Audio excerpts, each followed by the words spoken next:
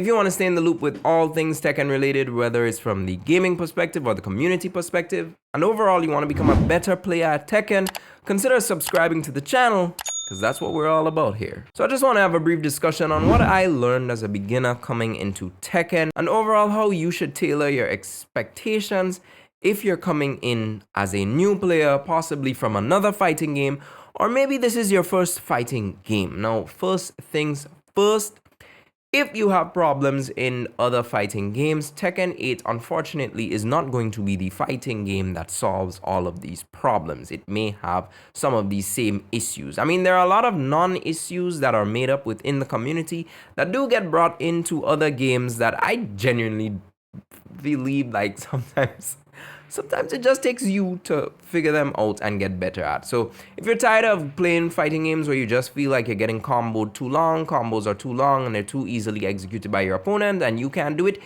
that still happens in Tekken, so you've got to prepare for that if you're going to play that. If you feel like you're just seeing a lot of repetitive same characters over and over on ranked and it's like nobody plays any variety, that is going to happen in Tekken. That's just the way it is. Tekken is fundamentally a very hard fighting game to get into. It's not like the be it all end all ultimate fighting game to learn, but there's so many general things that you have to learn in complements with the plethora of moves that you have for the character that you may want to play, that it does seem a bit overwhelming at first glance. And at first glance, you've got a true glance because it still is overwhelming even when you know what's going on at times. But the general mechanics and stuff kind of come through, and especially with the new heat system that we have, they kind of come through and could potentially balance things out.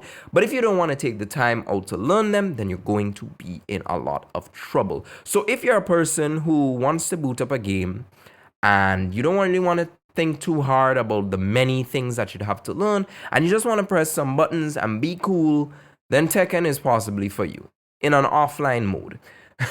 That doesn't mean there's not much for you to do, because you could still participate in the Super Ghost battles, so you don't have the online ranked anxiety to worry about, and you could still fight top level players that, you know, had an AI learn from them in order to effectively execute a consistent game plan. From that, you could get better with your own ghost. And on top of that, you've got a plethora of characters to run through with their individual campaigns in order to see what true ending they get, or, well, for themselves personally, to contribute to the overarching story of Tekken 8. Now, amidst all of that, you've still got Tekken Ball, and you've got the arcade quest. So you still have a level of offerings within Tekken that doesn't even come onto the online ranked mode yet, that could have you having some fun, and just some dumb fun. Not anything to get too technical about, not anything to learn too hard about. It's just some good fun. But if you're gonna take those skills to the next level and you wanna hop on ranked, and of course increase your ranking and have some standing in the Tekken verse, then you're definitely going to have to be in practice mode. You're definitely going to have to be in the punishment mode training. You're definitely going to have to be practicing against characters that are giving you a hard time because you keep getting blown up by their gimmicks. That's the next thing. You're going to lose a lot to gimmicks. Most of the times, especially if a player does something and you don't know how to react accordingly to it, bet your bottom dollar they're about to blow you up with that one thing. And you're sitting there thinking, the game is so unfair, the game is so unbalanced, why is this character allowed to do this, why is this character allowed to do that? And honestly, it does feel like that, because it does feel dishonest the way you may lose in the first 1,000 matches you're going to have. But after a while, you've got to sit down, take a step back and say to yourself, okay, it's time for me to legitimately practice against this character. Go into punish mode. It's not enough just to get online, call somebody a scrub, or a matter of fact, you won't even have to go far. You call them a scrub right in the open arcade, and then hop off and probably complain and say this character is busted and you can't beat them with this character. My character sucks. My character is the only honest character left in the game. You know, that's not the attitude that's gonna get you far in any fighting game, to be very honest, but especially in Tekken. And Tekken right about now complements the person who's a bit of a lab nerd or a training addict, because you've got the ability to take over replays, so you could legit see for 10 seconds how you could have done something differently or try out a different solution to a problem that's right in front of you. You've still got the punish mode training, you've got all the frame data, all the frame advantage, frame disadvantage, all that information is on display to you. They're no longer selling it to us as DLC, thank God. So that's a case in point where you don't necessarily have to sit down there for the whole time, but they've definitely made it much more effective to go into these modes and take advantage of the fact that you are being taken advantage of.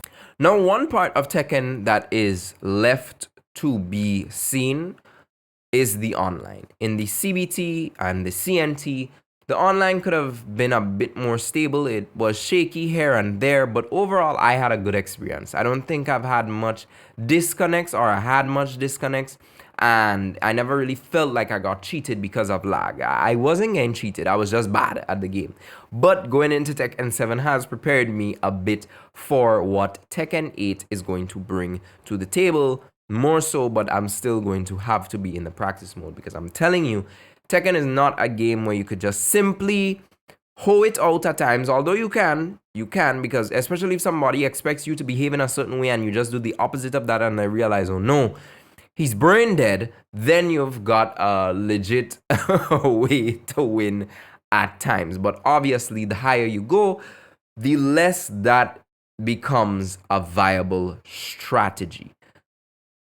Tekken 8 is not a game that will fix all of your complaints about fighting games, and I'm pretty sure we're going to hear something 4 months down the line about Tekken from a part of the community that just is somehow very low despite being very minor, about there's this issue and this is bad and the general mechanics are bad and whatnot and yada yada yada, this and that. No glazing, I think Tekken 8 is possibly the best looking out of all of the big 3 fighting games right about now, and maybe out of all fighting games on a whole. From a style perspective, I still like Street Fighter 6 and Guilty Gear a bit more so Street Fighter 6, but from graphical fidelity and pushing fighting games to look like we're stepping into a new era, definitely I think Tekken 8 is leading the charge in that regard. But there has been a lot of pushback from some people in the community saying that, oh, don't come over from MK, don't come over from Street Fighter 6 to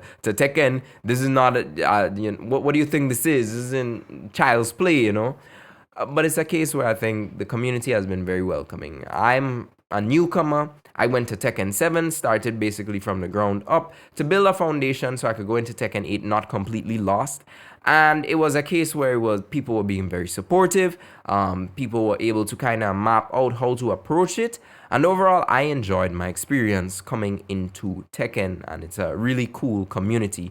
And I'm pretty sure that once you get past all the people who are the naysayers and quote-unquote don't want you in the community, then you're on your way to having a really good experience due to the fact that, well, for some reason, this is a very inviting community. But that is, of course, my experience, and your experience can differ. So in terms of offline offerings, I think Tekken really does offer a lot, and you don't necessarily have to hop on ranked to enjoy the game, but it's definitely going to be the biggest part of the game that you should indulge in order to, make the most out of it.